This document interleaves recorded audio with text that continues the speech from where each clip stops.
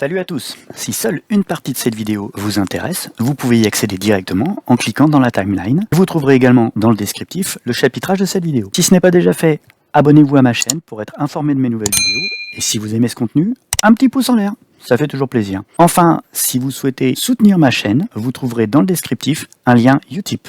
Merci. Salut à tous, c'est David pour l'électromobiliste. Récemment, j'ai réalisé 2 premières vidéos concernant mon récent accident avec ma Tesla Model 3. Petite news, la voiture est roulante. Je l'ai récupérée en attendant que les pièces arrivent dans le garage pour faire une complète réparation. Encore une fois, merci à tous les messages de soutien que j'ai reçus. Aujourd'hui, j'aborde le second épisode qui répond à cette question: comment je suis passé d'une Twingo à une Tesla Model 3. Et l'épisode du jour s'intitule donc La menace des clones. Non.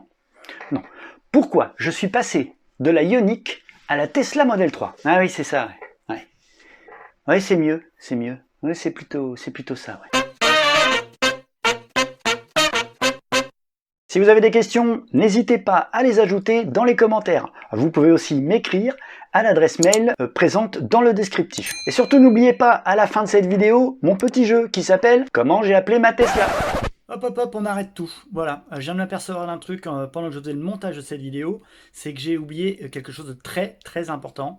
C'est que c'est la première vidéo de l'année et que je vous souhaite à tous une très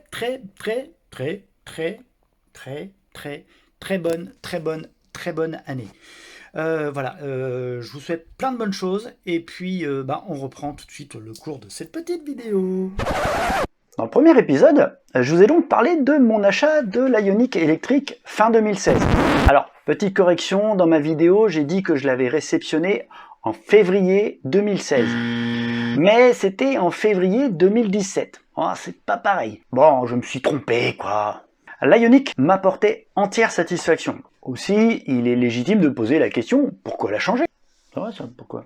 Oui, la Ioniq avait des avantages. Sobriété incroyable, volume de chargement correct avec un ion, des performances d'accélération très appréciables et une autonomie bien suffisante pour le quotidien. Et enfin, une électronique embarquée déjà très en avance avec notamment une assistance à la conduite. Mais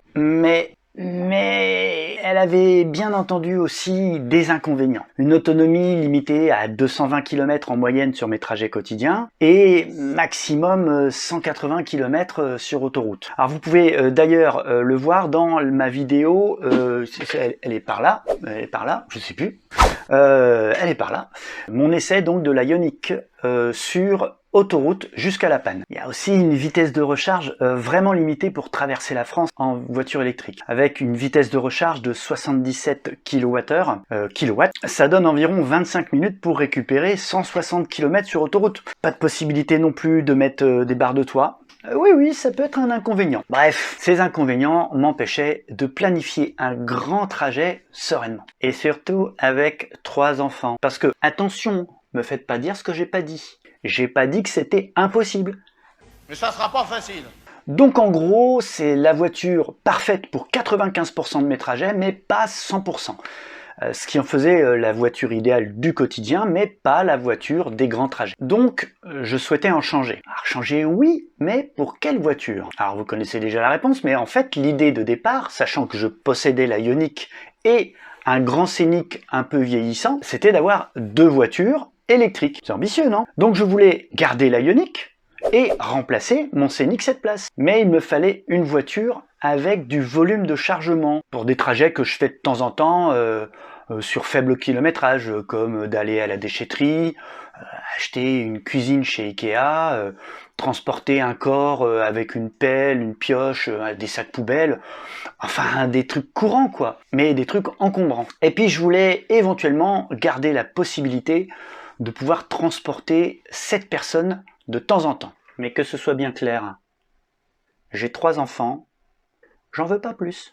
C'est bien 3, c'est bien stop. Donc comme je vous l'ai dit, l'idée c'était de remplacer l'actuel Grand Scénic diesel qui a déjà 200 000 km, sauf qu'il n'est pas assez vieux pour être pris en compte par la prime à la casse. À 2 ans près. Vers quel modèle pouvais-je me tourner sachant que je n'avais pas non plus un budget illimité? Parenthèse. Tout d'abord, il faut savoir que, à mes yeux, le modèle de fonctionnement Tesla est le meilleur au monde. Et ce, pour une simple et bonne raison, l'infrastructure, le réseau de recharge. Alors oui, la technologie embarquée, l'autonomie, la vitesse de charge sont très bien aussi. Mais clairement, pour moi, ce qui distingue avant tout les Tesla de toute autre voiture électrique, c'est avant tout le réseau de recharge. Attention, hein, j'en vois qui commencent à crier aux Tesla fans. Bon, et d'abord, j'ai envie de leur dire, et alors? Et puis, de toute façon, non. Je sais garder la tête froide quand je croise une Tesla. Oh, regarde une Tesla! J'en veux pour preuve cette vidéo qui m'a coûté quelques pouces en bas, les 5 vrais défauts de la Tesla Model 3, laquelle fut suivie par une autre vidéo, les 5 vraies raisons d'acheter une Tesla Model 3. Alors ça montre bien mon impartialité. J'ai longtemps hésité avec une Tesla Model S d'occasion, parce que oui, ça m'a pris au moins 2 ans de réflexion. Parce que c'est une voiture plus spacieuse, notamment aux places arrière, ce qui de mon point de vue est important. Elle a un haillon, et puis, petit truc intéressant, selon l'année du modèle, la supercharge gratuite à vie. L'idéal étant de partir sur une Tesla Model S de 2015, 2016, voire 2017, et une batterie de 75 kW ou 90 kW, et un kilométrage entre 100 000 et 200 000 km, pour un tarif ne dépassant pas les 40 000 €. Oui, mais comparé à une Tesla Model 3 neuve, elle m'aurait coûté plus cher, d'autant que dans les Bouches-du-Rhône, je bénéficiais en plus de la prime écologique, de 5 000 € d'aide supplémentaire. Elle aurait eu à peine plus, voire autant d'autonomie malgré une plus grosse batterie, ce qui signifie donc une consommation plus importante. Une électronique embarquée qui aurait été plus ancienne, avec peut-être même la carte mère à changer, une vitesse de recharge plus lente, et éventuellement un ancien connecteur propriétaire à utiliser avec un adaptateur. Bon, un gabarit difficile à utiliser en ville, autant en largeur qu'en longueur. Mais bon, là vous allez me dire, on peut pas tout avoir, et là je vous réponds... Ouais, c'est pas faux. Donc la Model S ne rentrait malheureusement pas dans mes critères, ni dans mon garage, parce que clairement j'ai pas assez de largeur. Finalement j'ai pesé le pour et le contre entre prendre la Tesla Model 3 ou la Tesla Model Y. Alors c'était une très longue démarche.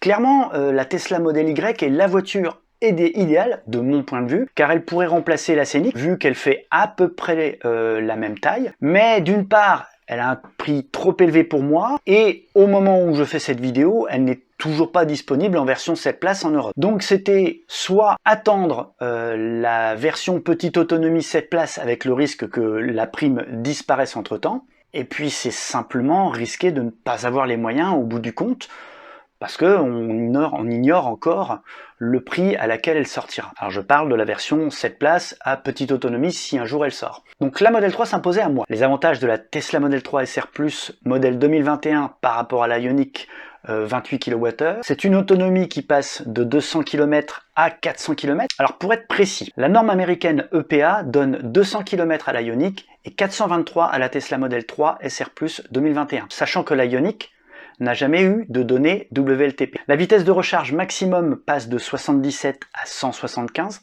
Le coffre passe de 360 litres pour la Ioniq à 542 litres pour la Model 3. Les performances d'accélération passent de 9,9 secondes à 5,5 secondes pour le 0 à 100, même si c'est pas un critère très important pour moi.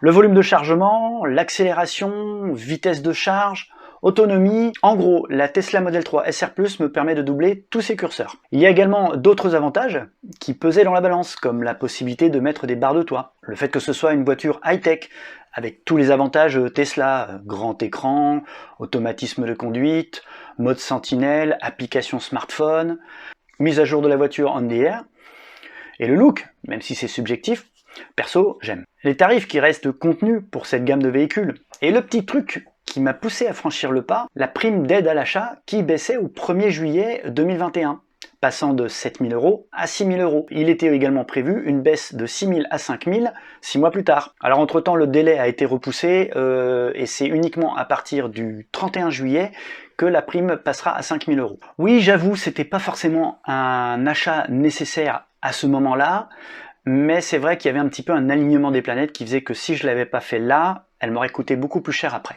Et là, patatras, la Ioniq 5 est arrivée en conception. Du coup, alors que mon choix a été fait, je me suis quand même intéressé, alors d'où mes vidéos sur la Ioniq 5. Et je m'y suis intéressé parce que il y a un haillon, il y a 3 vraies places arrière, un coffre qui est très volumineux, une vitesse de charge carrément optimum, hein, on est autour de 250 kW, la même ergonomie que la Ioniq, donc pas dépaysante, mais un design clivant, une consommation un peu plus importante, pas de possibilité de mettre de barre de toit, et puis c'est pas une Tesla, donc elle n'a pas accès au réseau de supercharge. À l'époque, je rappelle que les superchargeurs, il n'était pas encore question qu'ils soient ouverts à tous les véhicules. Alors c'est un véhicule aussi plus cher, pour moins de technologie, et puis des chances d'évolution de la voiture très minces. Et puis enfin, une surprise pour moi, Hyundai ne me reprenait pas la Ioniq. What? Ah, attends, là faut que j'en parle. Le concessionnaire me faisait une remise à l'achat pour descendre sous les 45 000 € et faire une prime, hein, bénéficier de la prime, mais il ne pouvait pas, en plus, me faire une reprise de la Ioniq, alors que c'était une Hyundai, quoi. What the f***? Mon choix était donc fait, sachant que pour enfoncer le clou, en 6 ans d'observation de l'écosystème Tesla, j'ai constaté que passer chez Tesla... Je suis passé, c'est choche. Je suis passé, c'est choche.